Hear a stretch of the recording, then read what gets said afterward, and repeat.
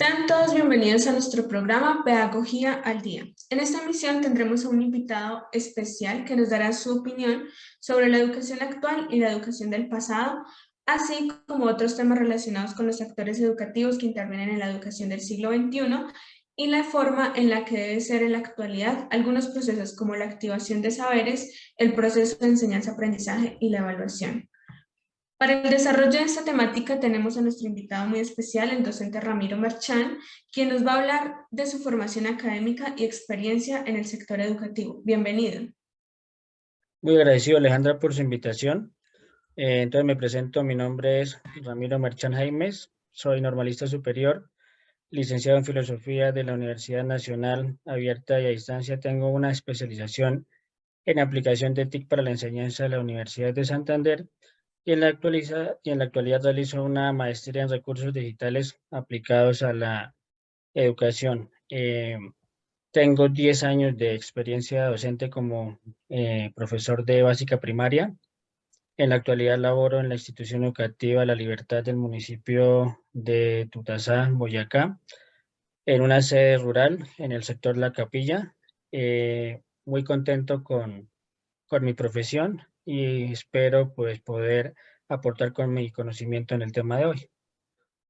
Muy bien. Vamos a dar apertura a las preguntas para el día de hoy. Bueno, sabemos que el proceso educativo ha cambiado con el paso del tiempo. De acuerdo a esto, ¿qué diferencias consideras que hay entre la educación del siglo XXI y la educación del pasado?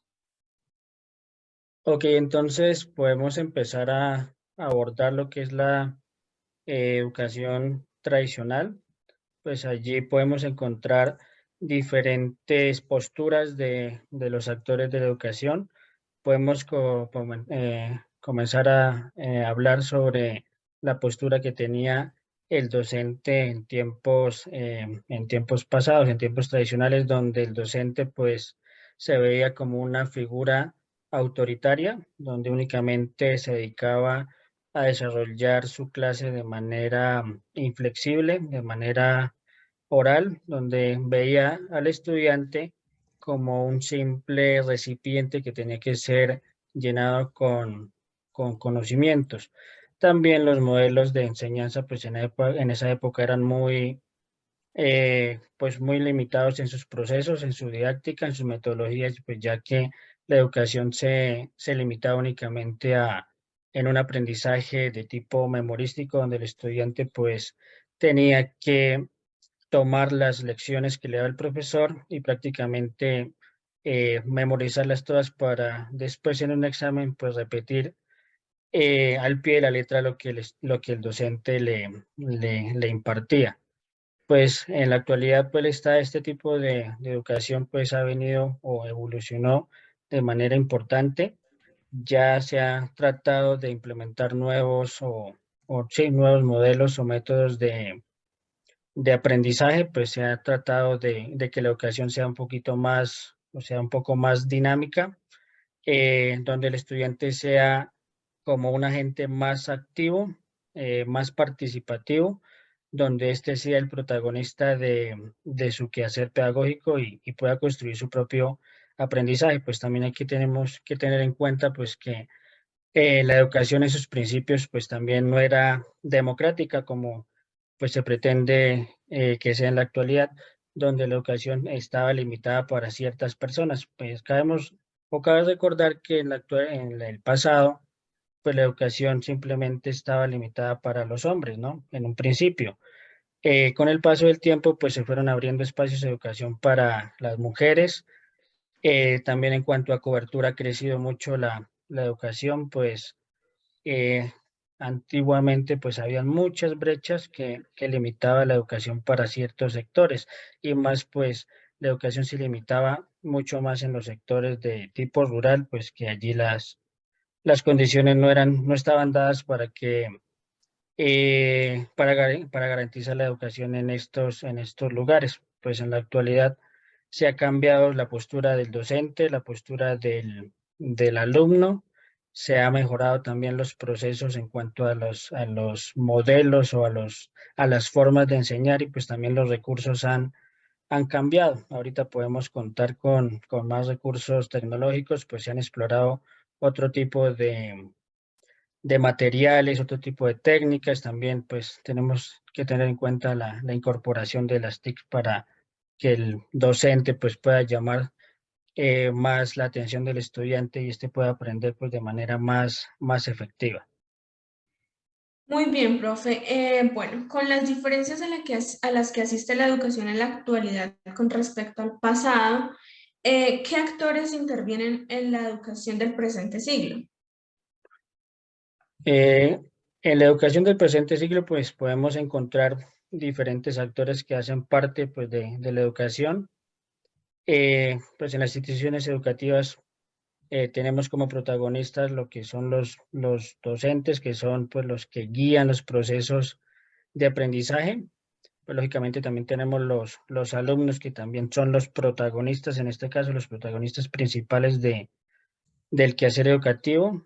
También contamos con la participación importante de los padres de familia y acudientes y cuidadores de los alumnos, pues que tienen que aportar con su apoyo, con su acompañamiento, pues para que los estudiantes tengan un proceso de aprendizaje adecuado. Pues también tenemos la presencia y la participación de agentes educativos como son los directivos, el cuerpo administrativo, pues también que hacen parte fundamental de los procesos de aprendizaje de los estudiantes, pues que cada uno de estos actores, los docentes, el rector, los administrativos y demás directivos docentes son como los pilares de las instituciones educativas y por ende, pues si uno de estos pilares pues falla, pues los procesos de educación de los estudiantes pues tienden o pueden fallar. Entonces, esto es como una especie de engranaje donde cada uno pues cumple un papel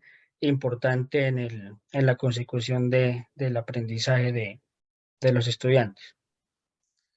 Bien, profe.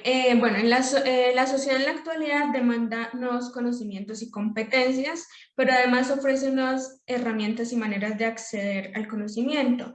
De acuerdo a esto, en el presente siglo, ¿cómo debe ser la activación de saberes? Bueno, los docentes tenemos la responsabilidad pues de generar conocimientos, habilidades y competencias en nuestros estudiantes. Y para lograr eso, pues nosotros tenemos la responsabilidad pues de captar la atención de esos estudiantes desde un principio. Pues si un estudiante no está motivado desde el inicio de las clases, pues va a ser muy difícil que éste pues logre tener un adecuado conocimiento. Entonces, el docente o los docentes tenemos la responsabilidad de planear, implementar estrategias que llamen la atención de los estudiantes, formar en ellos un pensamiento crítico, un pensamiento reflexivo, que ellos sean parte activa de su conocimiento. No es simplemente el docente pararse al frente del estudiante y hablar. Pues no, hay que buscar la manera en que ellos sean parte activa de la adquisición del conocimiento. Esto se logra de diferentes maneras, a través de la investigación, a través de los debates, a través de la implementación de nuevas herramientas, de plataformas, de aplicaciones, que logren pues despertar el interés y la motivación de aprender cada día del estudiante. Entonces, esto es importante lograr concretarlo en cada una de las áreas del saber. Con ello, pues, lograr un aprendizaje de manera productiva en los estudiantes. Bien, me imagino que con todos estos cambios, el proceso de enseñanza también tiende a modificarse. ¿Cómo debe ser el proceso de enseñanza, en la actualidad?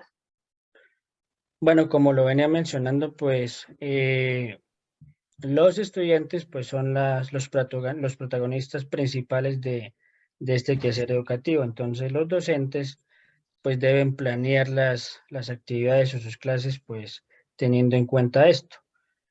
Eh, las clases deben ser motivadoras, deben formar al estudiante en cuanto a sus habilidades, a sus capacidades que ellos tengan las habilidades necesarias para poder desempeñarse dentro del nivel educativo, dentro de un nivel profesional también. Creo que ese es el fin de la educación, preparar a los estudiantes para los desafíos que trae consigo el mundo laboral o el mundo personal o el mundo profesional también. Entonces, todo esto empieza desde el aula, desde cómo el docente capta la atención, la motivación del estudiante. eh, lo puede hacer de muchas maneras. Puede aprovechar las diferentes capacidades que tienen los estudiantes, porque hay que recordar que no todos los estudiantes aprenden de igual manera. Entonces, hay que saber identificar las habilidades y capacidades de cada uno de ellos, aprovecharlas, formar con ellos responsabilidad, trabajar también de manera colaborativa, fomentar el espíritu investigativo, tener en cuenta la necesidad de los estudiantes, también tener en cuenta mucho el contexto en donde se den los procesos, enseñar al estudiante a pensar, a cuestionarse, a preguntarse el porqué de las cosas y con ello pues lograr que el estudiante tenga un propósito. No es solamente darle el tema, explicarle el tema, sino que el estudiante sepa cómo coger ese tema o ese contenido para aplicarlo en su diario vivir. Es decir, tener como una comprensión de lo que está aprendiendo en el día a día. Bueno, y finalmente, en el presente siglo, ¿cómo debe ser la evaluación? Bueno, entonces la evaluación debe tomarse como, no como un proceso de calificación simplemente, donde el docente realiza un examen, una prueba para ver, digamos, de alguna manera coloquial, cómo rajar al estudiante, cómo medir el aprendizaje o el conocimiento que él adquirió en sus clases. Más bien la evaluación debe verse como un proceso formativo, un proceso basado en la consecución de las metas, las competencias y los propósitos, pues que en un principio se debieron eh, fijar. Entonces la evaluación debe detonar como la consecución de ese producto, donde el docente verifique como el aprendizaje que tuvo el estudiante. Debe tener en cuenta también los diferentes niveles de aprendizaje o los diferentes ritmos de aprendizaje del estudiante. La evaluación debe fomentar la consecución de habilidades, de competencias, eh, permitir que el estudiante pues aprenda también de sus errores, no ver como los errores del estudiante como una manera de rajarlo, sino como una oportunidad de mejora. Entonces, aprovechar también estas experiencias, volver experiencias significativas, estos fallos que él puede tener para formar un conocimiento completo. Bueno, muchas gracias por tus aportes. Es realmente interesante contar con estos espacios de reflexión. Esperamos tenerte nuevamente en nuestro programa. Muchas gracias por la invitación y estaré atento a un próximo encuentro.